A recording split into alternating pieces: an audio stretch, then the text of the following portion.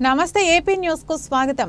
కాకినాడ జిల్లా పిఠాపురం నియోజకవర్గం జనసేన అధినేత పవన్ కళ్యాణ్ పిఠాపురం నియోజకవర్గం ఉమ్మడి ఎమ్మెల్యే అభ్యర్థిగా నామినేషన్ దాఖలు చేశారు.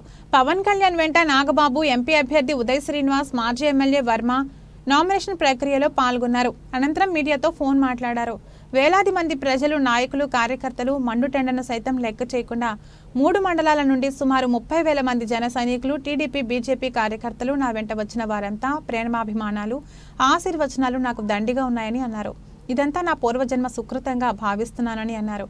ఈ ఎన్నికలు ఒక ఆంధ్రప్రదేశ్కే కాదు, 2047 సంవత్సరానికి సంబంధించిన దేశమంతటికీ చాలా కీలకమైన ఎన్నికలని ఆయన అన్నారు. రాష్ట్ర ప్రయోజనాల కోసం జనసేన, టీడీపీ, బీజేపీ 3 పార్టీలు పొత్తుగా ఏర్పడ్డాయి. అదేవిధంగా జనసేన పార్టీలో ఎంతో మంది నాయకులు త్యాగాలు చేశారని, తెలుగుదేశం పార్టీ పెట్టిన ఒప్పందాలను మేము ఒప్పుకున్నామని, 31 నియోజకవర్గాల నాయకులు, ప్రజలలో చాలా బలమైన నాయకులు త్యాగాలు చేశారని, అదేవిధంగా పిఠాపురం నియోజకవర్గ టీడీపీ టికెట్ వర్మ గారు నాకు త్యాగం చేశారని, ఆయనకి మనస్ఫూర్తిగా కృతజ్ఞతలు తెలుపుతున్నానని పవన్ కళ్యాణ్ మీడియా ముఖంగా తెలిపారు.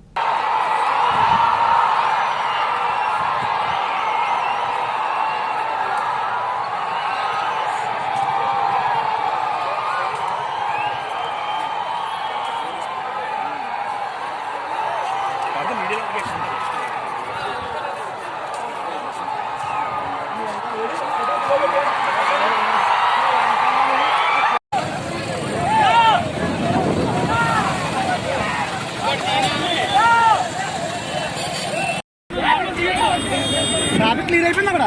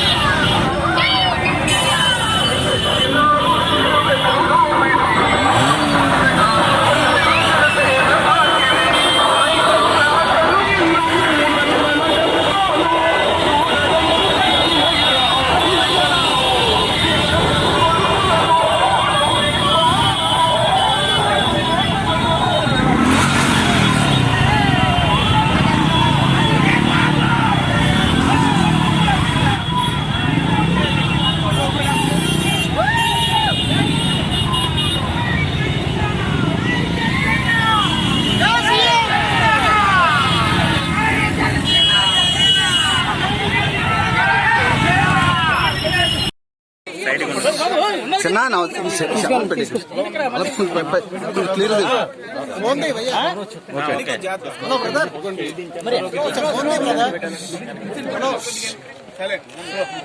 సార్. Okay sir.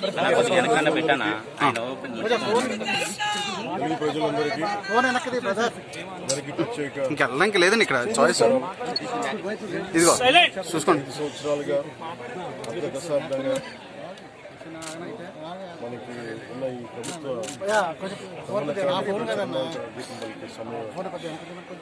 సో దాంట్లో భాగంగానే నేను ఈరోజు పిఠాపురంలో నామినేషన్ దాదాపు మధ్యలో 70,000 మంది ప్రజా సమూహంతో ఆశీర్వచనాలు, ప్రేమాభిమానాలు ఇస్తూ వచ్చాను. ఇక్కడ టైం అయిపోతుందని చెప్పి ప్రజలు షార్ట్ కట్ తీసుకుని ఇక్కడికి వచ్చాను. నేను వెళ్ళేటప్పుడు ప్రభుత్వం సార్ వాళ్ళందరూ కూడా ఆశీర్వచనాలు తీసుకొని సాయంత్రం ఉపాధి సభలో ప్రసంగించుకుంటాను.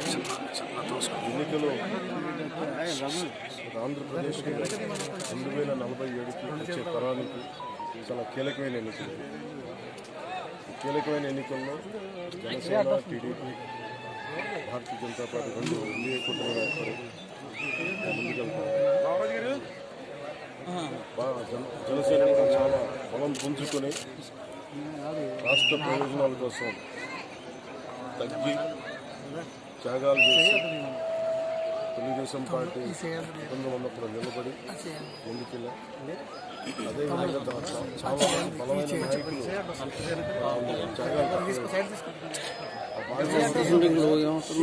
నాకు మండపేట, రామచంద్రాపురం చాలా ఒక 34 నియోజకవర్గాలు మా అభ్యర్థి పిఠాపురం లాంటి నియోజకవర్గంలో కూడా నేను విత్డ్రా చేయడం జరిగింది. సభ్యులమని చెప్పాను. దాంట్లో భాగంగానే చాలా బలమైన ప్రజానాయకులు,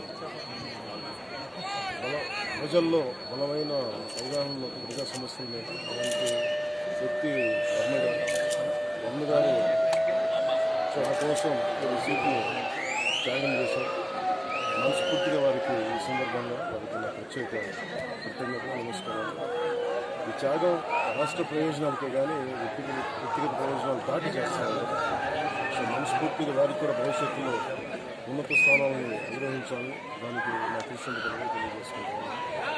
అలాగే జనసేన కాకినాడ పార్లమెంట్ పరిధిలో పిఠాపురం కూడా వస్తుంది. దానికి సంగెళ్ళ ఉదయ్ శ్రీనివాస్ టీ టైం అధ్యక్షుడిగా, టీ టైం వ్యవస్థాపకుడిగా పేరు. దాదాపు 25,000 మంది పైకి ఆయన ఉద్యోగాలు ఇచ్చారు. సో అలాగే దేశం నలుమూలలో ఆయన టీ టైం చేయవచ్చు. ఇలాంటి వ్యక్తి కాకినాడ పార్లమెంట్కి ఖచ్చితంగా అది ఉపాధి అవకాశాలు కానీ మనకు కావాల్సిన ఓఎన్జీసీ వాళ్ళు జరిగిన కాలుష్యాలు కానీ ఇవన్నీ చట్టసభ మనకి అసలు మన పార్లమెంట్ బలంగా మాట్లాడగలుగుతాం. తెలుగే కాదు, 5 భాషల్లోనూ హిందీ, తమిళ్లో కూడా నిష్ణాత. అలాంటి వ్యక్తి ఈరోజు నేను జనసేన తరఫు నుంచి పార్లమెంట్ అభ్యర్థిగా కాకినాడ పార్లమెంట్ ఇప్పుడు బుర్ర కృష్ణరాజు గారు భారతీయ జనతా పార్టీ నాయకులు మనస్ఫూర్తిగా అండగా